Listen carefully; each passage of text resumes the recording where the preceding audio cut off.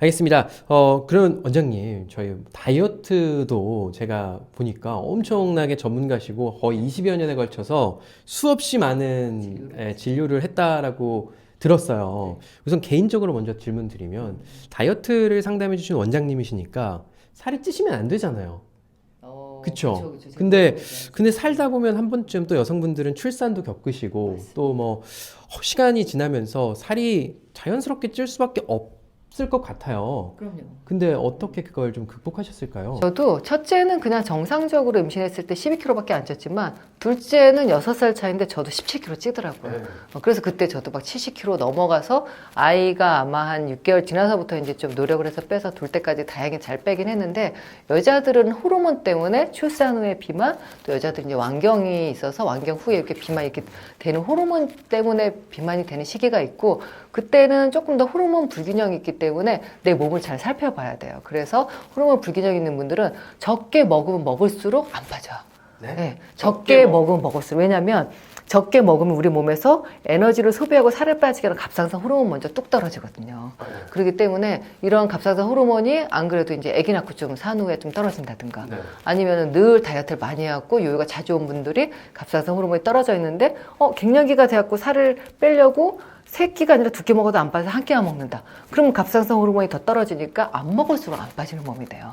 그렇기 때문에 여자들은 특히 이렇게 호르몬들의 변화가 있을 때는 적절하게 제가 말씀드린 규칙적인 식사하고 뭐 공복도 12시간 늘리고 운동을 해도 안 빠진다 이런 분들은 무조건 굶지 마시고 살이 안 빠질 원인을 점검해 주는 게 필요합니다. 근데 그러면 안 먹어도 안 빠진다라고 하면 뺄 수 있는 방법이 있습니까? 그러니까 이전에는 저도 이제 비만 환자를 20년 봤는데 이전에 한 10년 전에는 적게 먹고 많이 움직이세요가 답이었거든요. 근데 이제는 여러 가지 뭐 유전자 검사도 나오고 요즘은 여러 의학이 발달하면서 살이 안 빠지는 원인은 기본적으로 비만 유전자도 있겠지만 두 번째는 미토콘드리아라고 몸 안의 세포에서 에너지 만드는 그 미토콘드리아 공장이 많이 망가지는 경우도 있고 또 아까 말씀드린 대로 여자들은 남자들도 마찬가지 남성 호르몬 테스토스테론이 갱년기 때 줄어든다든가 또 임신 후에 여성 호르몬 에스트로겐 프로게스테론 밸런스가 안 맞는다든가 성장 호르몬 떨어진다서 호르몬 불균형이 있고 네 번째는 염증살이 있어요.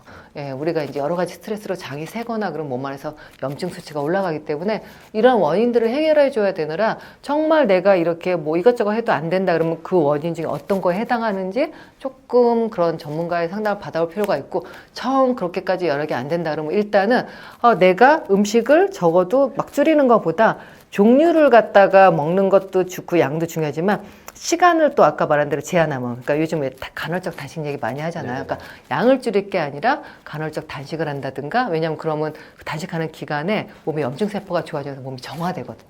그러니까 간헐적 단식이 무조건 굶는 게 아니라 요즘 16대 8이라고 8시간 안에 먹고 16시간 공복을 한다든가 그러면 간헐적 단식이라는 게 일어나서 8시간만 먹는 거예요? 네, 그러니까 여러 종류가 있어요. 5일 간헐적 단식은 5일은 자기가 먹던 습관대로 먹고 주말 이틀은 가능하면 뭐 파우더나 뭐 주스나 이렇게 해서 한 끼만 먹고 이틀을 내리 이렇게 주말은 단식하는 그런 5일, 그러니까 5일, 그다 제대로 먹고 이틀은 단식한 5일 단식도 있고, 아까 말씀드린 대로 16대 8은 일어나서 아침서부터 뭐 한 새벽 3시, 4시까지 먹고, 그 다음날 이렇게 공복 시간을 길어서 16시간 단식하는 것도 있고, 아니면은 제가 그 일상적으로 하는 그냥 간헐적 단식이 12시간 다이어트죠.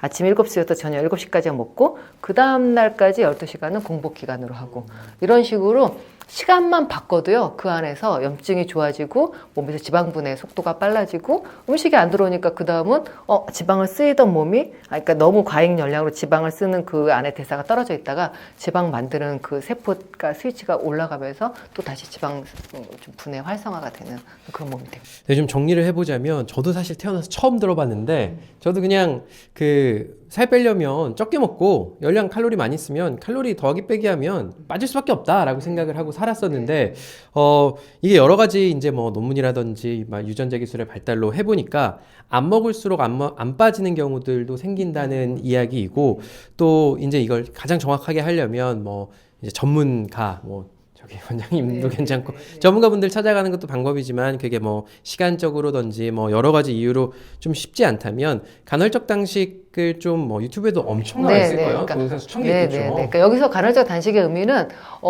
단식을 하는 것 자체가 내 몸에서 정화작용을 그러니까 아까 말한 대로 호르몬 균형도 좀 맞춰주고 중요한 건 몸 안에 있는 이런 인플라메이션 염증이 좋아지기 때문에 내 세포들을 쉬게 하면서 안에 어떻게 보면 자가 정화작용을 하려고 하는 거예요. 그래서 간헐적 단식을 하는데 무리하지 않게 그럼 뭐 열흘 동안 단식원 가서 굶었어 이런 거는 바람직하지 않고 내 생활 패턴에 따라서 내가 할 수 있는 거를 뭐 한 달에 이렇게 뭐 일주일을 해본다든가 아니면 아까 말씀드린 대로 나는 뭐 평일에는 늘 일하고 비즈니스하니까 먹어야 되고 5일은 제대로 그냥 규칙적으로 먹고 이틀 주말에는 조금 그렇게 좀 소식이나 단식을 해본다든가 해서 나한테 맞는 그런 간헐적 단식을 조금 생활 패턴에서 중요한 거는 간헐적 단식을 했다가 또 잘못하면 간헐적 폭식을 할 수 있거든요. 너무 안 먹었다 확 폭식하는 것보다 내가 봐서 내 패턴에 맞는 그런 방법을 해보시는 것도 좋을 것 같아요.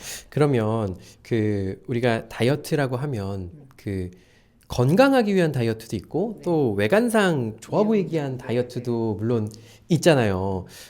아까 처음 말씀해주신 소식을 하면서 내가 먹는 양을 줄이고 또 말씀하신 간헐적 단식 같은 것만 해주면 자연스럽게 다이어트가 될까요? 그렇죠. 일단은 뭐 다이어트라는 게 과잉 칼로리 사실 몸에서 우리가 음식을 섭취하면 에너지 쓰는 거하고 똑같으면 체중이 잘 유지가 될 텐데 그게 아무래도 내가 쓰는 것보다 먹는 게 많아지니까 잉여 칼로리들이 결국은 안에서 내장 지방이든 뭐 팔이든 뭐 여기저기 원치 않은 부위에 쌓여서 이제 우리가 체형도 변하고 또 중요한 거는 비만은 이제 질병이라 지방이 내 몸에서 30% 이상이면 그게 고혈압, 고지혈증, 당뇨의 원인이 되니까 결국 항노화의 제일 기본은 적정 체중을 유지하는 게 우리가 제일 기본이라고 하거든요. 그래서 그럴 때 그러면 아까 말씀드린 소식하는 게 제일 쉬워요. 어떻게 보면 그냥 먹는 거에 조금씩 줄이는 게 제일 쉽고 나는 늘 적게 먹었어. 나는 남들은 새끼 많이 먹자. 나는 조금 먹었는데도 나이살이 찌면서 더 이상 안 빠져. 그럴 때는 시간을 좀 바꿔보라는 거예요. 시간을 뭐 아까 말씀드린 대로 8시간 안에 먹고 16시간을 좀 이렇게 좀 공복을 한다든가 아니면 7시까지만 먹고 12시간을 좀 공복 시간을 늘린다는 게 해서 시간을 바꿔보는 것도 도움이 되고 그것도 아니다 그러면은 탄수화물 당지수를 더 줄여보려는 거죠. 왜냐하면 탄수화물을 많이 먹다 보면 인슐린이라는 나이가 올라가고 나도 모르게 탄수화물을 많이 먹어서 인슐린 저항성이라고 인슐린 저항성이 아마 유튜브에서 많이 보셨을 텐데 인슐린이 음식에 들어가면 내 췌장세포에서 인슐린 호르몬을 만들거든요. 그럼 인슐린 호르몬이 안에 당분들이나 이제 여러 가지 영양소 세포에 넣어서 얘네들 들어가서 일을 해. 그리고 세포를 넣어주는 건데 내가 너무 과하게 계속 탄수화물 위주 식단을 하다 보면 인슐린이 너무 많이 분비가 돼서 인슐린 분비돼서 세포에다가 당을 넣어야 되는데 못 넣어요. 그러다 보면 그 인슐린 저항성이라는 인슐린 기능을 못 하는 거야.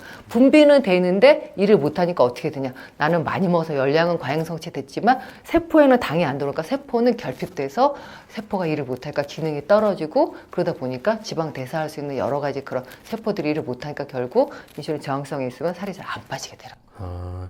탄수화물 많이 먹으면 그렇다는 거죠. 예전에 우리 이제 조선시대 보면은 고봉밥이라 그래서 머슴밥이라 그래서 탄수화물을 엄청 먹었었는데 제가 예전에 어디서 보니까 그 예전의 30대 그리고 지금의 30대를 얼굴을 비교해 놓고 보면 예전에는 이제 제 나이가 제가 이제 올해 한국 나이로 37인데요.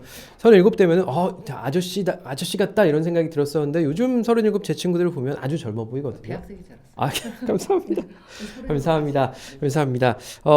근데 그렇게 된 이유 중에 하나가 예전에는 이제 고기라 단백질을 섭취를 못해서 열량을 섭취하기 위해서 밥을 많이 먹었었는데 요새는 이제 밥 양이 많이 줄어들고 또 건강한 식단을 하다 보니까 이게 유전자에도 영향을 미쳐서 사람들이 실제로도 패션뿐만 아니라 실제로도 노화되는 속도가 좀 많이 늦어졌다는 이야기를 하더라고요. 네. 그래서 사실 뭐 밥을 뭐 줄여라기보다 사실 탄수화물이라기보다 어떻게 보면 더 말하니까 당지수라고 우리가 먹었을 때 그 혈당을 이제 올리는 거에 따라서 당지수를 나누는데 가능하면은 당지수가 낮은 식품들. 그러니까 밥을 먹어도 우리가 뭐 잡곡밥을 먹는다든가 또 어떻게 보면 밥을 먹어도 밥 먹기 전에 달걀 먼저 먹고 샐러드 먼저 먹고 요즘 거꾸로 식사법이라고 하는데 밥을 갖다 먹고 반찬을 먹을 게 아니라 여기 단백질, 그러니까 뭐 생선 한 번 먹고 채소 한 번 먹고 그다음 밥을 먹으면 똑같이 밥을 먹어도 당이 천천히 올라가서 인슐린이 빠르게 널뛰게 하지 않고 안전하게 스테이블하기 때문에 늘 다이어트가 제일 중요한 게 먹는 양을 줄이려고만 하지 말고, 물론 소식도 중요하겠지만 먹는 방법도 단백질 먼저 먹고 식이섬유 먹고 그다음 탄수화물 먹고, 그래서 먹는 방법도 중요하고 식품 구성도 중요하고 시간도 중요하고 이런 것들을 복합적으로 해야지 살이 빠지기 때문에 너무 그냥 음식만 줄이려고 하면서 스트레스 받지 마시라는 거예요. 제가 정말로 그 건강에는 되게 굉장히 무지하거든요. 건강하셨나 봐요. 아니 여기 오늘 제가 이제 뭐 아주 좀 유명하신 경제를 전문으로 하신 분이랑 얘기할 때는 막 얘기가 됐는데, 오늘 딱 이렇게 듣고 보니까 반성을 하게 됩니다. 내가 좀 건강해야겠구나. 저희 이제 유튜브 채널 댓글 보면은 쌤 건강하세요가 제일 많은데, 먹는 양도 당연히 뭐 물론 소식 중요하겠지만 그대로 먹었더라도 그게 먹는 순서만 바꿔도, 그렇죠. 그러면 계란을 하나를 다 먹습니까? 다 먹고 그다음에 밥만? 그래서 정말 그거는 이제 사람들에 따라서 비만도에 따라 다르죠. 적정 체중인 우리 선생님 같은 경우는 그냥 이거 유지하고 싶다 그러면 뭐 계란 그냥 뭐 있는 반찬 한 번 그냥 한 입 먹고, 뭐 여기 채소도 한 입 먹고 그다음 밥 먹고, 이런 식으로 밥 먹고 반찬보다 이렇게 거꾸로 드시라는 거고, 나는 비만도가 있어서 살을 좀 빼야 돼 이런 분들은 밥 먹기 전에 제가 그냥 계란 삶은 거 하나나 아니면 2개도 먹어도 되고, 그래서 계란 삶은 거 먼저 먹고 뭐 방울토마토도 10개 먹고 그리고 밥을 드시라 그래요. 그러면 먹는 건 하나도 안 줄인 것 같은데 본인도 모르게 포만감이 있어서 줄이기도 하고, 또 계란이나 단백질이 들어가면요 포만감도 빨리 오지만 음식을 들어갔을 때 그걸 에너지로 쓰는, 우리가 보통 이제 뭐 푸드, 그러니까 음식이 들어갔을 때 다이어트 인듀스드 서머제네시스라고 음식이 들어갔을 때 내는 열인데 그게 더 많아지기 때문에 양은 똑같이 먹었어도 내가 생선, 고기, 해산물, 단백질 더 많이 먹으면 열로 빨리 더 쓰기 때문에 살이 더 잘 빠지는. 네, 이거 오늘 이제 원장님 먼저 또 저희가 모실 수 있을지 모르겠지만 워낙 유명하신 분들이시더라고요. 제가 이 건강에 대해서 모실 수 있는 분들 좀 모셔보고 이야기 좀 들어봐야겠다는 생각이 참 많이 들어요. 그러니까 TV라든지 유튜브 보면은 수없이 많은 정보들이 쏟아집니다. 뭐가 좋다고 하고 또 뭐는 나쁘다고 하고, 근데 그게 제 생각엔 되게 좀 너무 단편적이었던 것 같아요. 근데 오늘 원장님 모시고 처음에 이제 노화 방지를 위해서 식사 어떻게 하고 라이프스타일 어떻게 바꿔야 되는 건지 뭐 이런 내용들 듣다 보니까 어느 정도 큰 틀은 있는 것 같아요. 물론 늘 의사 선생님들이 말씀해 주시던 소식하세요.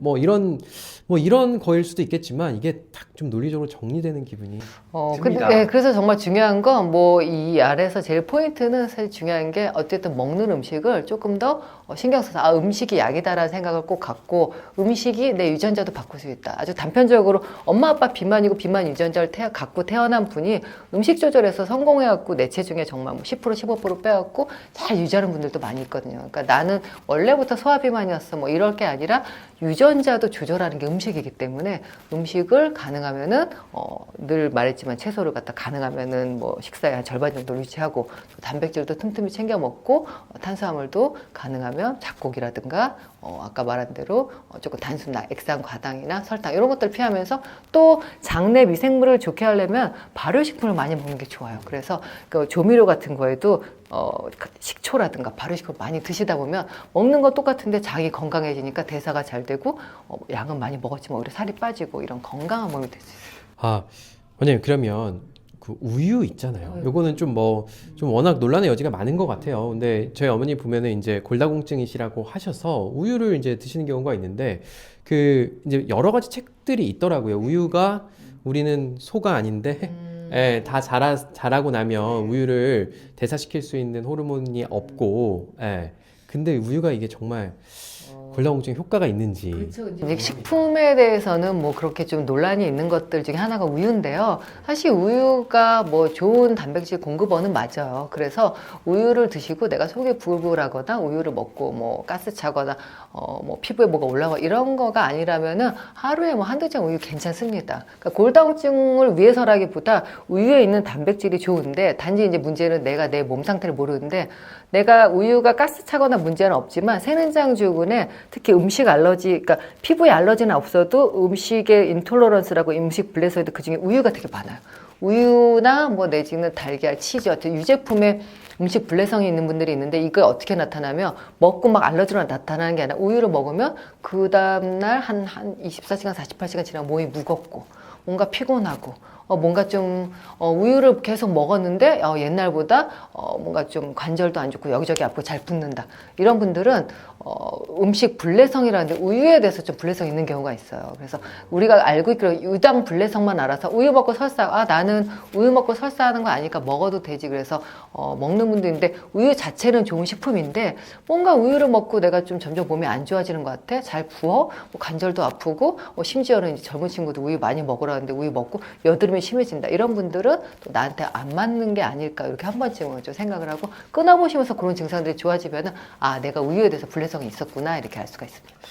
그리고 식품 자체도 우리가 좋은 거 먹으면 좋은데 또 영양제도 챙겨 드시려고 하는 분들 참 많이 계시거든요. 그래서 뭐 영양제도 워낙 추천해주는 유튜브 채널도 많고 뭐 좋은 게 참 많은데 한 달에 한 5만 원에서 10만 원 정도 내 몸을 위해서 영양제를 챙겨 먹는다라고 하면 어떤 거 좀 먹으면 좋을까요? 사실은 뭐 나이하고 또 내가 갖고 있는 질병이나 모든 거에 따라 다르지만 이 시기에 특히 이 코로나 시국에 코로나가 감소된 데지만 이제 롱 코비드로 가잖아. 앓고 나신 분들도 한 3개월간 막 두통에다 무기력감 이런데 이럴 때 제일 의사들이 권하고 논문에 나온 게 바이타민 D예요. 네, 비타민 D가 뼈 건강만이 아니라 면역도 좋아지고 비타민 D 농도가 높은 분들이 코로나 합병증도 적었다는 논문들이 많아서 비타민 D는 저는 꼭 챙겨 드셨으면 좋겠고 요것도 이제 뭐 1000에서 2000 IU 있지만 내가 잘 모르겠다면 요거 비타민 D도 피검사 검사의 레벨이 나와요. 그 정도에 따라서 나한테 맞는 비타민 D 함량을 해서 꾸준히 드시면 좋겠고요. 두 번째는 아무래도 장이 면역뿐만 아니라 결국 장하고 뇌하고 우리가 브레인 컷 엑시스에서 장하고 뇌하고 이렇게 서로 신호전다 축이 있어요.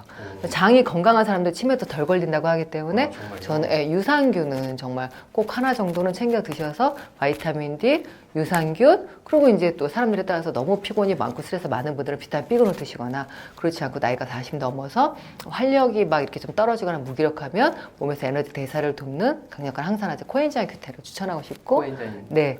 또 이제 큐텐이라고 하는 거죠? 코엔자임 Q10이라고 하는 것 또 이것저것 말고 나는 그냥 혈관 건강이나 나이 들어서 좀 뇌졸중이나 가족력이 있어서 그런 게 걱정된다 그러면 우리가 아는 오메가3 이 정도는 저는 그래도 나이에 맞게 좀 드시면 좋겠다 생각이 듭니다.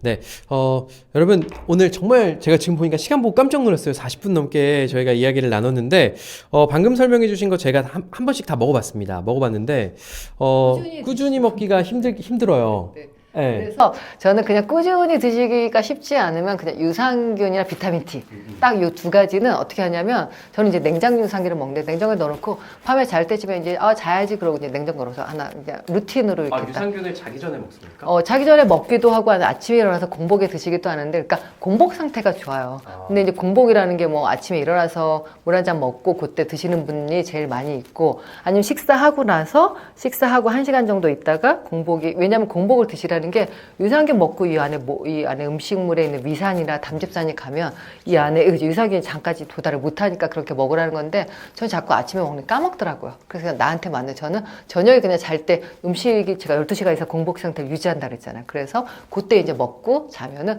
늘 그게 루틴이 돼서 영양제 루틴을 하나 만들어서 식탁 후에 뭐 비타민 D를 밥 먹고 나서 먹게끔 비타민 D는 또 식후에가 흡수가 잘 되거든요. 네네. 밥 먹고 나서 먹어야지. 그래서 식탁 후에 비타민 D를 딱 올려놓는다든가 뭐 유산균을 뭐 저같이 뭐 저녁에 아니면 아침에 비타민 D 먹기 전에 공복에 드신다는 거에서 이렇게 좀 챙기는 루틴을 갖고 아무리 좋다 그래도 잠깐 먹는 것보다 꾸준하게 드셔야지 얘는 약이 아니라서 효과를 볼 수가 있어요. 네, 사실 제가 이야기 더 듣고 싶은데 원장님 너무 힘드실 것 같아요. 벌써 40분 넘게 혼자 계속 말씀해 주시는데 제가 40분 강의하고 나면 너무 힘들더라고요.